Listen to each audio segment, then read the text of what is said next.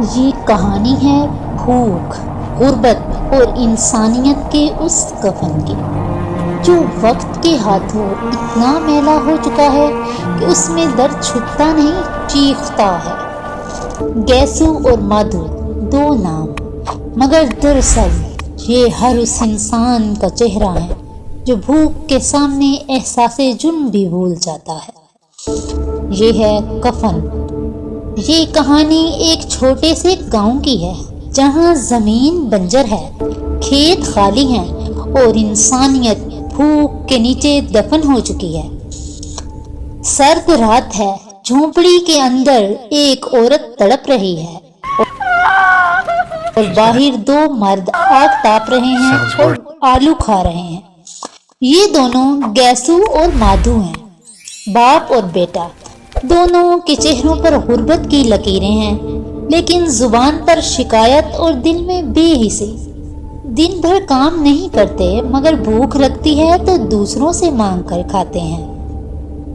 گیسو: جا دیکھ بیٹا، شاید کچھ ہو گیا ہو۔ مادھو لاپرواہی سے: مرنا ہے تو مر جائے، ہم کیا کریں۔ اندر ان کی بہو بدھیا درد زخمی چیخ رہی ہے۔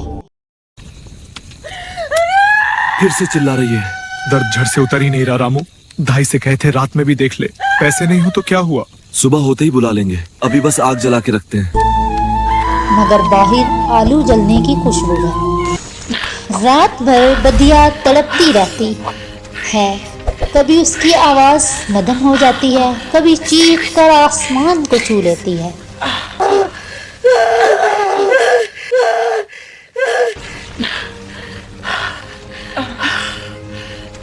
لیکن باپ بیٹا بس چپ چاپ بیٹھے رہتے ہیں، گویا اس کی تکلیف ان کے لیے عام سی بات ہو۔ مادھو: اب کیا کرے کوئی، دائیا بلانے کے پیسے کہاں سے لائیں؟ گیسو: دائیا کے لیے پیسے لگیں گے، اور اگر بچی مر گئی تو ضائع ہو جائیں گے۔ گویا انسانیت اب حساب کتاب بن چکی تھی۔ صبح کی ہلکی روشنی پھیلی، بدھیا خاموش ہو چکی تھی۔ ایک نئی زندگی آنے سے پہلے ہی ختم ہو گئی۔ جھونپڑی سے سانسوں کی آوازیں بند ہو گئیں اور گیسو نے اطمینان سے کہا: چلو بیٹا، اللہ کی مرضی تھی، اب جلانے کا انتظام کرنا ہے۔ گاؤں کے لوگوں نے جب یہ سنا تو چندہ جمع کیا۔ شکریہ سر، بہت مہربانی۔ 2 مٹھی بھی بہت ہوتے ہیں ہماری طرح کے لوگوں کے لیے مالک۔ جتنا بن پڑا اتنا دیا، دعا میں یاد رکھنا، رب خوش رکھے آپ کو۔ بیٹی ہاتھ آگے بڑھا، یہ لو۔ بھلا کرے تمہارا بیٹا۔ کسی نے 1 آنا دیا تو کسی نے 2، کل ملا کر 5 روپے ہو گئے۔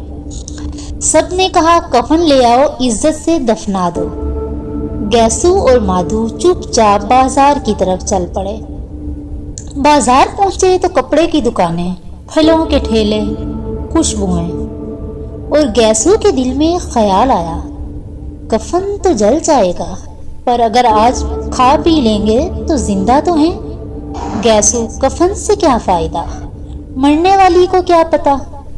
پی گیا سب، پر من کا سناٹا نہیں گیا۔ یہی دارو ہے بھائی، چپتی ہے پر سہارا بھی دیتی ہے۔ سہارے کا مطلب ہی بھول گیا ہوں میں، ہم ہیں نا، 2 گھونٹ اور لے، دل ہلکا ہو جائے گا۔ تیرے جیسے دوست ہوں تو جینا آسان ہو جاتا ہے۔ چل ذرا بجا کے پیتے ہیں۔ مادھو: سچ کہتے ہو باپو، کچھ کھا پی لیں، کل پھر بھوک لگے گی۔ اور دونوں سیدھا شراب خانے گھس گئے۔ شراب کے چند گھونٹوں نے ان کے چہرے سے غم مٹا دیا۔ اب وہ ہنس رہے تھے، گوشت کھا رہے تھے اور بدھیا کی باتوں پر کہکا لگا رہے تھے۔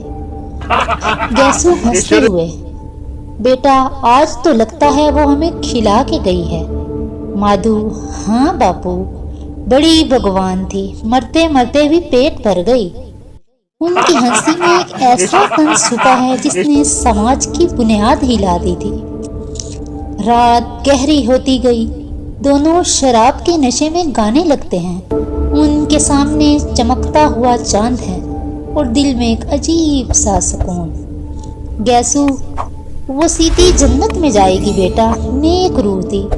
مادھو: ہم بھی وہاں جائیں گے نا باپو۔ دونوں ہنسنے لگتے ہیں۔ یہ ہنسی نہیں، یہ بھوک کی چیخ تھی جو ہنسی کے پردے میں چھپی تھی۔ ये था कफन, प्रेमचंद का अब्दी आईना जो इंसानियत को उसके अपने सामने खड़ा कर देता है। यही कफन है जहाँ मरने वाले का कफन जल जाता है और जिंदा लोगों की रूहें दफन हो जाती हैं, जहाँ भूख ईमान से बड़ी और रोटी रिश्तों से कीमती हो जाती है। ये सिर्फ गैसू और माधु की कहानी नहीं, ये हर उस इंसान की कहानी है जो भूख से पहले एहसास खो देता है। यही कफन है जहाँ मरने वाले का कफन तो जल जाता है और जिंदा लोगों की रूहें दफन हो जाती हैं, जहाँ भूख ईमान से जुड़ी है, रोटी रिश्तों से कीमती हो जाती है। ये सिर्फ गैसू और माधु की कहानी नहीं, ये हर उस इंसान की कहानी है जो भूख से पहले एहसास खो देता है।